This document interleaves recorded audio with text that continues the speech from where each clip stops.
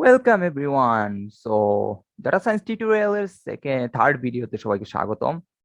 তো বেসিক্যালি আমরা দেখেছিলাম কিভাবে ডাটা ফ্রেম কিভাবে কাজ করে সেটা। তো ডাটা ফ্রেম জানার আগে কিছু বেসিক কিছু জানার দরকার ছিল আমাদের, সেটা নিয়ে আজকে আলোচনা করবো। ওটা হয়তো বা মিস হয়ে গেছে আনফরচুনেটলি।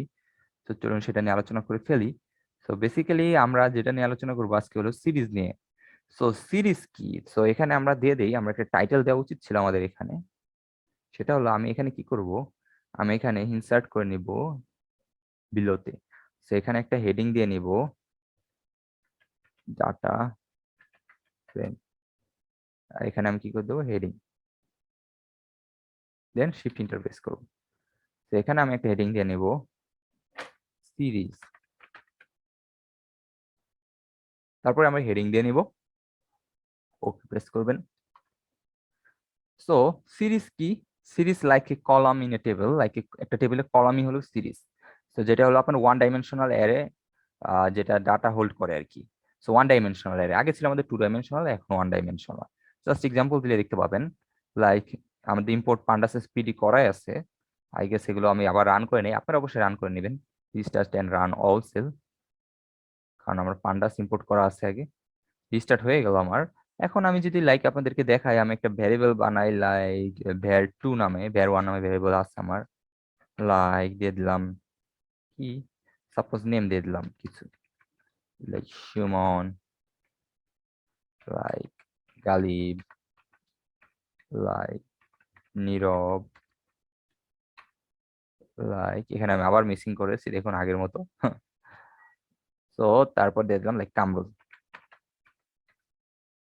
সো এখন আমি এটা এক্সিকিউট করলাম, করার পরে আমি এখন লাইক সিরিজ ফাংশনটা যদি ইউজ করি, লাইক var লাইক কি করব, pd ডট সিরিজ, সিরিজ আমি এখানে আর প্রিন্ট করবো না নতুন করে, কারণ এটা প্রিন্ট না করলেও হয়। তাহলে ডাইরেক্ট দেখুন এখানে ইন্ডেক্স নাম্বার দিয়ে দিয়েছে আমাকে, আর এগুলো কলাম দিয়ে দিয়েছে। তো বেসিক্যালি এই যে আমরা যে সিরিজ এটা ইউজ করছিলাম কোথায় ডাটা হিসেবে, এই যে এখানে নেম কলামে। সো এটা আসলে বেসিক্যালি সিরিজ, সিরিজ বলতে বোঝায় কলাম। সো আপনারা বুঝতে পারছেন কলাম এগুলো। কিন্তু আমরা এখানে একটা চাইলে ইন্ডেক্স গুলো চেঞ্জ করতে পারি, যেমন 0 1 2 3। এই ইন্ডেক্স গুলো কিভাবে চেঞ্জ করতে পারি, সো এটা আপনাদেরকে দেখাই আমি। ইন্ডেক্স চেঞ্জ করতে হলে লাইক আপনাকে এখানে দিতে হবে হলো জাস্ট একটা পিডি ডট, আমি ভ্যারিয়েবল বানাবো না, পিডি ডট সিরিজ, সিরিজ ফার্স্টে কি দিবেন, ফার্স্টে দিব হলো আমরা var2, তারপর লাইক আমরা ইন্ডেক্স গুলো চেঞ্জ করতে চাই সাপোজ। সো আমি index equals to like w দিয়ে দিলাম একটা, তারপর লাইক x দিয়ে দিলাম একটা, কারণ আপনি সিরিজে অনলি ইন্ডেক্স গুলো চেঞ্জ করতে পারবেন, ফলস করতে পারবেন না। wxy দিয়ে দিলাম, তারপর একটা দিয়ে দিলাম হলো z। দেন আমি যদি শিফট ইন্টার প্রেস করি, দেখুন wxyz ইন্ডেক্স গুলো চেঞ্জ হয়ে গেছে, দেখতে পাচ্ছেন ইন্ডেক্স গুলো কিন্তু চেঞ্জ হয়ে গিয়েছে।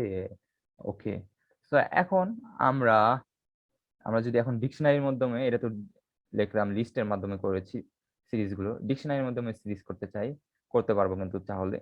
তো তাহলে আমরা কি করতে হবে, পিডি ডট, তখন আমরা এখানে চেঞ্জ করে ফেলবো এই যেগুলো var2 নামে রেখেছিলাম, আমি এটা var3 নামে একটা ভ্যারিয়েবল বানাবো।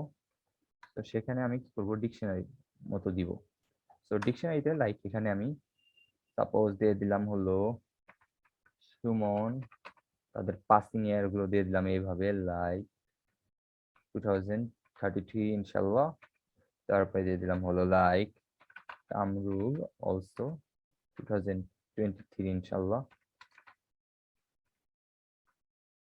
লাইক গালি 2024 ইনশাল্লাহ।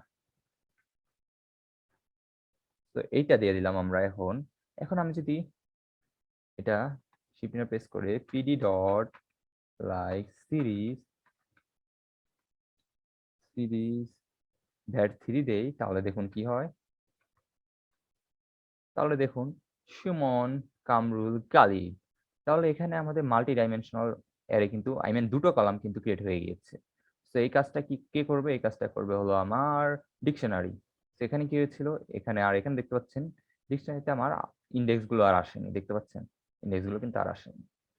তো এখানে আমরা চাইলে লাইক এই যে পিডি ডট সিরিজ না দিয়ে pd dot to to string অপশনটা কি আছে? তো এটা আপনাদের দেখানো লাগবে না, এটা আমি নেক্সট ভিডিওতে দেখাবো। তো আমি দেখতে চাচ্ছিলাম ইন্ডেক্স গুলো কিভাবে বাদ দেওয়া যায়। আপনারা এটা সার্চ দিতে পারেন, how to remove index pandas. তো এখানে যদি আমি দেখি হাউ টু ড্রপ, এখানে কলাম ড্রপ ফেলছে, এটার জন্য না, removing index column in pandas. তো কিভাবে রিমুভ করা যায় বলতেছি, ইন্ডেক্স ইকুয়ালস টু ফলস। এটা অনলি সিএসভি তে করা যাবে, টু সিএসভি রিড সিএসভি তে, ইয়েস। আদারওয়াইজ করা যাবে না। রিসেট ইন্ডেক্স এটা দিয়ে করাতে যেতে পারে, দেখি ডট রিসেট ইন্ডেক্স দ্বারা আমরা করতে পারি কিনা দেখি, চলো।